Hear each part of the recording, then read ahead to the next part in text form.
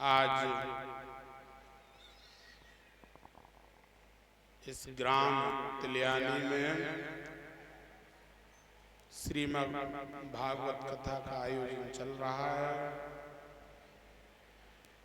जिसमें परीक्षित जी महाराज, कथावाचक आचार्य जी और सभी गांव के भक्तजन, बुजुर्ग, माताएं, बहनों, संत भगवान,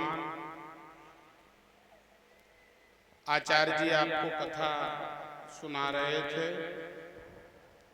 ये श्रीमद् भागवत कथा जो है, इसका मुख्य जो उद्देश्य रहा है, ये वेद व्यास जी ने इसको लिखा है। श्रीमद् भागवत को लिखने वाले इसके रचयिता वेद व्यास जी हैं।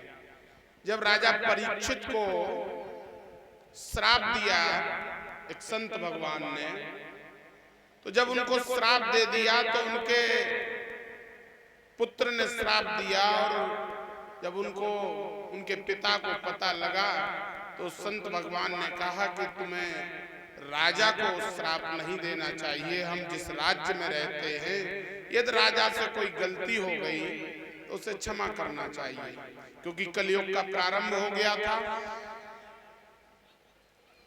और कलयुग में राजा परीक्षित ने ही कलयुग से कहा था कि तुम किस किस जगह रहोगे, तो कई स्थान बताए थे, उसमें जुआ, शराब। तो कलयुग ने कहा कि राजन, कोई एक अच्छा स्थान भी हमें दो। तो उन्होंने कहा था कि स्वर्ण में और रहोगे, सोने में। इसलिए सोने को निषेध माना गया है कलयुग में, तो सोने पे दिया गया। तो राजा जो मुकुट लगाए था, उसी पे कलयुग सवार हो गया। और जब उस संत भगवान ने श्राप दे दिया, तो राजा परीक्षित अपना साम्राज्य छोड़ के चल दिए। और जब साम्राज्य छोड़ के घर से निकले, तो उन्होंने बहुत संतों से पूछा कि ऐसा मार्ग बताओ कि जिससे 7 दिन में मुझे ईश्वर की प्राप्ति हो जाए। तो किसी भी संत ने या किसी व्यक्ति ने नहीं बता पाया। सारे लोग चलते चले गए, साथ में गंगा के किनारे पहुंचे। तो सुखदेव जी महाराज जो बाल्यावस्था में थे, वो आ रहे थे। उन्होंने पूछा कि बताइए राजन, क्या चाह रहे हो?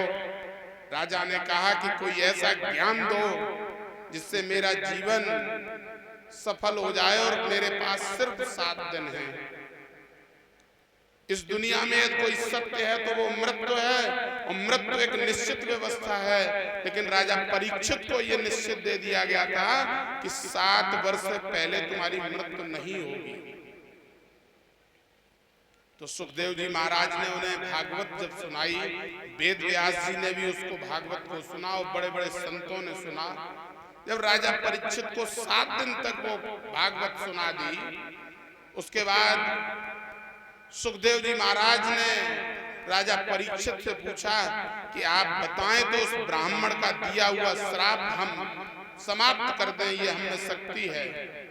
तो राजा परीक्षित ने कहा कि महाराज, ये भागवत सुनने के बाद फिर जीवन की कोई इच्छा नहीं है इस मृत्यु लोक की। अब तो ईश्वर की सीधी प्राप्ति हमें होगी, इसलिए मुझे जीने की कोई लालसा हमारे मन में नहीं है।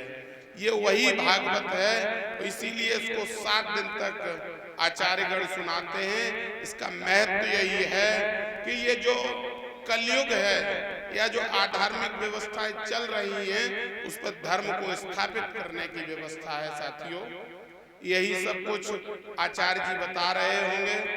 एक और वाक्यान है कि कौरव और पांडवों का जो कथन चल रहा था, पांडव 5 पुत्र थे और कौरव 100 थे। कितना भीषण युद्ध हुआ। यादव समाज का महाभारत से बड़ा आज तक इस दुनिया में कोई युद्ध नहीं हुआ। और अंत में कौरव और उनकी पूरी सेनाएं, सभी राजा मारे गए, सिर्फ पांडव बचे। तो इसका मूल तात्पर्य ये है कि धर्म पर अधर्म पर हमेशा धर्म की विजय होती है। अधर्म कितना भी बलशाली क्यों न हो जाए, कितना भी बड़ा साम्राज्य उसका हो, लेकिन ये निश्चित है कि एक न एक दिन धर्म की विजय होगी। इसलिए ये बात सत्य है कि व्यक्ति को सही मार्ग पर चलना चाहिए। इसी के साथ आपको कथावाचक जी बहुत अच्छा प्रसंग सुना रहे थे, आगे सुनाएंगे। हम कुछ ज्यादा तो नहीं जानते, जो आया हमने बताया। इसी के साथ बहुत बहुत धन्यवाद।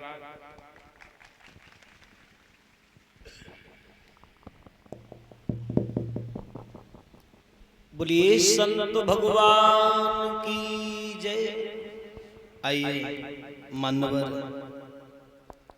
श्री मुकुल यादव विधायक जी, जो विधान परिषद से हमारे अध्यक्षता में जो आए हुए हैं, बड़ी अच्छी बात। हम लोग यही चाहते हैं कि भगवान जिन्होंने हमें इस व्यास गद्दी पर सम्मान किया है, हमारा हम इस सम्मान लायक भी नहीं हैं, लेकिन फिर भी उन्होंने हमारा सम्मान किया है। मैं आभार व्यक्त करता हूँ। लेकिन कहूँगा कि राधा रानी हमेशा ये समाज की सेवा करते रहें, समाज का सम्मान पाते रहें और समाज की सेवा करते रहें और समाज के लिए हमेशा ये ऊंचाइयों को छूते रहें। बोल कन्हैया लाल की। आइए थोड़ा सा देख ले रहे हैं, यानी जहां हमारा प्रसंग चल रहा है वहीं, मगर एक बात थोड़ी